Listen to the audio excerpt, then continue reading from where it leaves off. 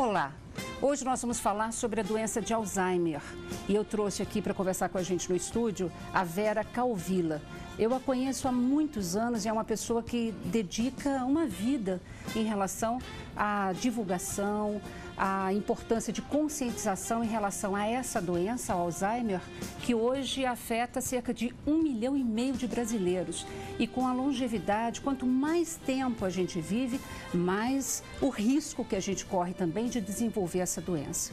Tudo bem, Vera? Tudo Prazer bem. tê-la aqui comigo, viu? Muito obrigada, o prazer enorme é meu. Bom, antes da gente falar sobre Alzheimer, né, e sobre a ONG Abraz, eu queria que você contasse um pouquinho para a gente por que é que você está tão envolvida nessa causa do Alzheimer, que tem aí uma história pessoal, inclusive, sua envolvida nisso. Tá. Meu pai teve o diagnóstico de Alzheimer. Foi um diagnóstico difícil, porque isso aconteceu lá em meados de 85, mais ou menos, quando não se falava nada sobre a doença de Alzheimer, né? E eu me lembro que no início, e eu fiquei muito chateada, porque eu trabalhava na área de saúde e eu não conseguia localizar quem pudesse me dizer ou atendê-lo o que ele no tinha. que estava acontecendo. E eu trabalhava, naquela ocasião, eu trabalhava no hospital, que a gente tinha muito contato com aquele antigo Prates que recebia o pessoal que era um pronto-socorro psiquiátrico, alguma coisa. Era uma coisa muito pesada, sabe? O pessoal chegava no pronto-socorro, colocava aquelas camisetas, aquelas camisas de força. E teve uma vez que meu pai apresentou um quadro agressivo muito grande, né? E teve que ir para lá. E não, de jeito nenhum, não. E eu falei, meu Deus, aonde que eu vou levar? Porque trabalhando na área de saúde, sem conseguir descobrir qual é o médico, aonde levar, e aí eu me lembrei de um arquiteto que a gente trabalhava no desenvolvimento de planta, de hospital, tudo isso, eu ajudava na parte de como é que era o caminho do paciente, de funcionário, e liguei para ele, e ele falou, olha, coincidentemente, eu estava trabalhando numa clínica geriátrica para desenvolver um trabalho de atendimento às pessoas na parte de terapia ocupacional. Eu vou te dar o telefone da pessoa e você vai lá e você consulta. E foi a minha salvação, que eu consegui cair na mão de um profissional que entendia da doença de Alzheimer e que já estava envolvido muito nesse tratamento e um pouquinho mais para frente, isso foi em meados de 85, 86, em meados de 91 ele trouxe, esse geriatra trouxe a ideia de formar uma associação de Alzheimer voltada para a família aqui no Brasil, semelhante àquilo que já acontecia na Europa, nos Estados Unidos e especialmente essa que era do México. E aí voltando, ele convidou os colegas dele, os familiares, e a gente começou um trabalho. Mas mesmo assim foi muito difícil, porque você não tinha literatura para o público leigo para isso. Você só tinha aquela literatura voltada mesmo muito científica. Muito científica. E se traduzir isso, assim, a gente, leigo, tentando entender, com aqueles termos técnicos todos, era complicado. Então, o objetivo maior da associação foi exatamente esse, informar e orientar a família sobre o manejo do paciente com doença de Alzheimer. Ou seja, até porque você sentiu isso na pele, dentro de casa, né? E deve trazer uma angústia absurda. Terrível, porque você não sabe o que você está fazendo, se a condução do problema que você está tendo é uma condução adequada, se você está sendo extremamente cuidadora ou extremamente fria no sentido de entender aquele comportamento, né? E seu pai tinha que idade, Vera, nessa época? Quando teve o diagnóstico, quando ele começou a ter os primeiros sintomas? Olha, Lina, aconteceu uma coisa muito esquisita, sabe? Quando meu pai faleceu, lógico que a família tem uma série de outras coisas que guarda, né? A mamãe, uns 6 meses depois, a mamãe entrou num processo de depressão terrível, que durou quase 3 anos. E o que eu senti, o que a doença trouxe para mim, eu bloqueei datas e tempos. Então, hoje, por exemplo, daquela data dele para cá, eu não consigo guardar data de ninguém, eu não consigo guardar nada de aniversários, nada disso, é um bloqueio total de tempo. Foi uma maneira, com certeza, de você guardar a memória, a saudade, o lado bom do seu pai. Exatamente, né? Foi isso. Então, eu tenho coisas muito positivas dessa época, né? Mas só para te responder, papai, ele era de 17, ele faleceu em 92 e ele começou a apresentar os sintomas de Alzheimer, que depois que você começa a ler sobre a doença, a entender você fala, melhor. olha, aquele esquecimento, aquele comportamento que ele teve já era um sinal, mas como você não sabia nada, você não tinha como procurar uma atenção médica, né? Então ele começou a apresentar alguns sinais em meados de 82, 83. Então foram quase que 10 anos cuidando da doença. Vamos aproveitar, então, me perdoe pela sua experiência e pela experiência que você tem junto à Abras. Não precisa pedir perdão, eu acho que isso é importante. Né? Importante, porque a gente eu sei que pode causar dor, é uma coisa... Né? Mas é uma dor que a gente já trabalhou, mas é uma dor que a gente sabe que também, de repente, pode estar ajudando outras pessoas e esse é o objetivo da associação. Perfeito. Tá? Então, assim, vamos falar um pouquinho mais dos sintomas? Vamos. Né? Como é que, em geral, as pessoas podem perceber que uma pessoa pode ter suspeita de Alzheimer? Todo mundo hoje, quando fala em doença de Alzheimer, fala de esquecimento, né? Então, não, eu esqueci, estou esquecendo o nome do pai, da filha, estou esquecendo onde que eu estou, então eu já estou com doença de Alzheimer. E isso é uma coisa muito ruim, porque ainda existem médicos que quando vão fazer o diagnóstico, a família diz que a pessoa está esquecendo alguma coisa, ele já fecha o diagnóstico. Coloca logo de cara, diagnóstico, doença de Alzheimer. E na verdade não é isso. Existem outros testes, outros exames para serem feitos. Mas o que a família precisa prestar atenção é assim, é uma perda de memória. Mas essa perda de memória, ela está trazendo algum inconveniente na atividade da vida diária? Ele está esquecendo, por exemplo, quando ele sai de casa, ele não sabe mais voltar para casa? Ele não consegue mais lembrar em que banco que ele tem as contas dele. Ele é um empresário, de repente ele chega na empresa, ele já não sabe mais qual é o ramo de negócios, ou ele já não sabe mais como conversar e como dialogar com os funcionários, ou como ele assina um documento. Isso é um sinal de que logo, logo e rapidamente precisa ser buscada uma atenção médica. E esse tipo de sintoma? Que isso seja doença de Alzheimer. Tá? Porque existem várias demências e o Alzheimer é uma delas. Diz que há mais de 1000, né? E que corresponde à totalidade das demências, a mais de 70% das demências. Tá? Então, o Alzheimer é a principal delas. Então, muitas dessas demências têm o comecinho muito parecido. Então, não é só uma perda de memória que vai significar a doença de Alzheimer.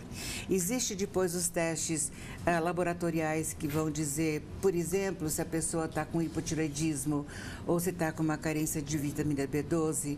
Hoje, então, tem alguns exames complementares que ajudam nesse diagnóstico? Eles vão estar descartando as hipóteses diagnósticas. Mais por exclusão, Isso, então. mais por exclusão. Tá.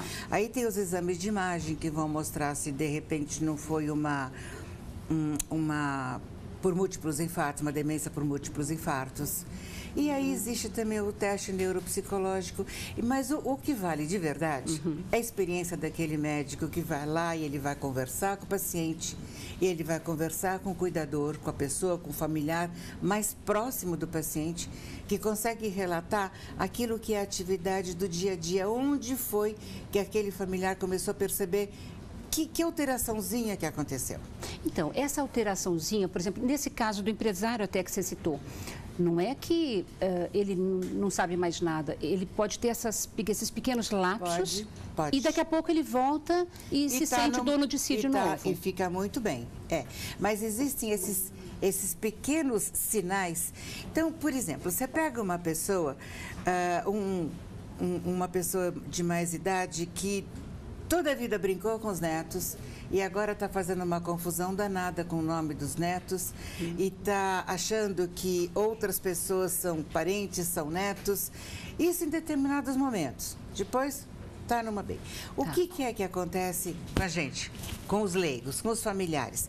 Ai, coitado, trabalhou a vida inteirinha. Agora que se aposentou, ele está ficando caduco, está ficando esclerosado. Acontece que horrível, caduco, né? esclerosado não existe. O que existe já é um processo demencial. E a gente fica tentando disfarçar algum tipo de problema, a gente começa a arrumar as alternativas que são mais benignas para a gente, por exemplo. Então, não, na verdade, esse processo, essa alteração comportamental, essa troca de nomes, essa dificuldade da pessoa encontrar as palavras para estar conversando, isso tudo é um sinalzinho de que precisa ser buscado um auxílio médico. Ô Vera, e dizem também que a pessoa, quanto mais instruída, mais culta, mais difícil o diagnóstico, porque ela consegue encontrar outras palavras semelhantes quando ela tem a falta daquele... E aí também, outra vez, a culpa da família, não uma culpa proposital, mas uma culpa também por falta de informação, né? A pessoa esqueceu a palavra caneta, por exemplo. Tá? Então, o médico vai lá e conversa e tenta fazer com que o paciente te diga a palavra caneta, né? Mas ele fala, olha, sabe, aquela coisa prateada que você estava escrevendo, que você assina teu nome e que você estava fazendo a anotação, empresta um pouco para mim. E a família acha super interessante a volta que o paciente deu, que a pessoa deu, para não falar a palavra caneta. Só que quando ela esqueceu a palavra caneta, ela esqueceu definitivamente. Ela vai arrumar alternativas para te falar. Então, o que a gente tem que entender da doença de Alzheimer, todo mundo teve uma criança pequena que educou, que participou da educação dessa criança. Então, você foi ensinando a criança e ela, gradativamente, ela foi aumentando o aprendizado. A pessoa com doença de Alzheimer, ela vai desaprendendo. E esse desaprendizado é contínuo, até no momento em que ela fica totalmente numa dependência total. Só que o que interessa e o que é importante é que esse desaprendizado ele tenha o maior tempo possível. Que tempo é esse? Pode levar anos, Vera? De preferência, quanto mais décadas levar, melhor. A literatura americana e europeia, ela coloca que o paciente com Alzheimer, depois do diagnóstico, ele tem uma sobrevida de 7 a 10, 12 anos. Nós temos pessoas com doença de Alzheimer aqui no Brasil há 24 anos, com a doença de Alzheimer. E bem por quê? Porque o brasileiro, tanto como os povos latino-americanos, a gente tem aquela ideia de aconchego, trazer o velho para junto de nós. No final de semana a gente ainda vai lá na casa da avó para almoçar, para tomar lanchinho. E isso é importante, esse aconchego, essa sobrevida, esse estímulo, esse contato que o idoso tem com as várias gerações, isso faz com que essa sobrevida seja maior. Olha, eu queria, inclusive, mostrar aqui para todo mundo o livro Você Não Está Sozinho, né? Esse livro aqui é da Associação Brasileira de Alzheimer. Eu queria, inclusive, divulgar o site de vocês, que é www.abras.org.br. E, na verdade, neste site você pode ir buscar uma série de informações sobre a doença de Alzheimer. Lá tem grupos de apoio, inclusive, para pacientes, para os familiares. Tem apoio, inclusive, jurídico, né? Social. Nós temos o nosso site, ele é um site único da associação que pega o Brasil como um todo. Então, hoje nós são 101 grupos de apoio pelo Brasil todo. Então, você tem informações lá do Rio Grande do Sul, do Iapoca Chuí, como o pessoal fala. Que maravilha isso, então, fantástico, existem várias alternativas. Nós temos um 0800. Qual que é o 0800? O 0800 55 1906. E o 1906 tem uma história aí? Tem uma história pronta. A doutora Alois Alzheimer foi quem descobriu a doença de Alzheimer. E em 1906, essa doença que ele descobriu e que vinha tratando, Augustine D., que era paciente, ela foi dado o nome dele para a doença e exatamente em 1906, durante um congresso médico. Que bom que vocês conseguiram, então, foram atrás de propósito, conseguimos, né? Então, são dadas informações para o Brasil todo a respeito de como conseguir a medicação gratuita hoje, que ela já está na rede pública, aonde que você pode buscar apoio, qual o grupo de apoio mais perto da sua casa, enfim. A gente tem uma turminha lá que está atendendo os 0800. Vera, eu só tenho que lhe agradecer de coração a sua presença, né, num tema tão importante. Espero que seja o primeiro de muitos bons bate-papos nossos. Desde que a gente possa estar colaborando com uma quantidade muito grande de pessoas que a gente sabe que existe e o Brasil está envelhecendo. Só para você ter uma ideia, Lina, foi feito um estudo com a Organização Mundial de Saúde e ADI, que é Alzheimer Disease International. Isso foi feito em 2009 e eles estão todo ano, eles estão reavaliando os projetos todos. E em 2010 nós tínhamos um caso de Alzheimer a cada 7 segundos. Agora, recentemente, quando foi em final do ano passado, conseguiram identificar um caso novo de Alzheimer, de demência a cada 4 segundos. Nossa, então, assustador. A expectativa que nós tínhamos para o ano de 2030, ela já vai ser alcançada muito antes de 2030, de pessoas com demência no mundo. E, infelizmente, no Brasil, ninguém está sendo preparado para atender esses casos. A gente está muito ruim de políticas públicas, a área médica está muito deficitária de profissionais que entendam dessa área. Nós não temos outras alternativas, nós não temos aqui em São Paulo, nós não temos nenhuma instituição pública que abrigue a pessoa com doença de Alzheimer. Então, a família ou atende em casa, ou, se ela precisar institucionalizar, ela tem que ter recursos financeiros que podem variar de 3 mil a 25 mil reais mês.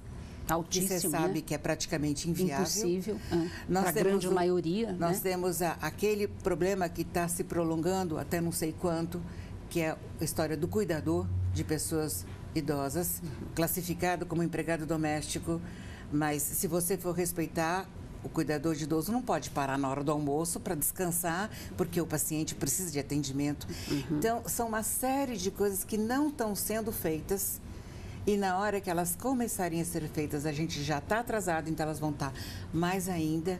E a gente está com um público idoso totalmente desassistido. E cada vez mais crescente, inclusive, né? Cada vez mais crescente.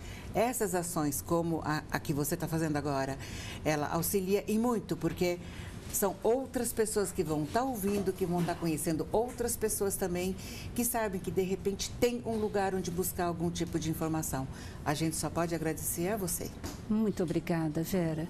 E olha, conta sempre comigo. Vamos contar para essa causa. Bastante.